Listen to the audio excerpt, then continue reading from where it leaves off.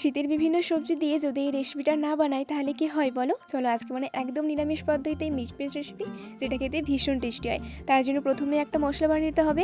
চারমগজ, পোস্ত আর কাজু বাদামকে ভিজে একটা পেস্ট বানিয়ে নিয়েছি শীতের বিভিন্ন রকম সবজি। প্রথমে পনিরটাকে ভেজে তুলে নিচ্ছি, এরপর একে একে সমস্ত রকম সবজিকে হালকা করে একটু ভেজে তুলে নেব। এবার ওই তেলের মধ্যে দিয়ে দিচ্ছি একটা তেজপাতা, শুকনো লঙ্কা আর গোটা জিরে ফোড়ন দিয়ে আদা আর কাঁচা লঙ্কার পেস্টটা দিয়ে ভাজা হয়ে আসলে ওর মধ্যে দিয়ে দেবো টমেটোর পেস্টটা যখন ভাজা হয়ে আসবে তখন ওর মধ্যে দিয়ে দেবো যে মশলার পেস্টটা বানিয়ে রেখে দিয়েছিলাম। ওই পেস্টটা দিয়ে যখন ওর মধ্যে থেকে কাঁচা গন্ধটা ছেড়ে আসবে দিয়ে দিচ্ছি গুঁড়ো মশলাগুলো। হলুদ গুঁড়ো আর কালারের জন্য একটু কাশ্মীরি চিলি পাউডার দিয়ে মশলার সাথে ভালো করে কষিয়ে মশলা থেকে তেল ছেড়ে আসলে ভাজা সবজিগুলো দিয়ে ভালো করে কিন্তু মশলার সাথে কষিয়ে নিতে হবে।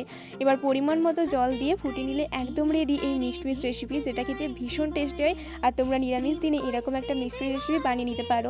আজকের রেসিপিটা তোমাদের কেমন লাগলো সেটা অবশ্যই কমেন্ট করে জানিও, আর ভালো লাগলে চ্যানেলটিকে সাবস্ক্রাইব করে পাশে থেকো। টাটা।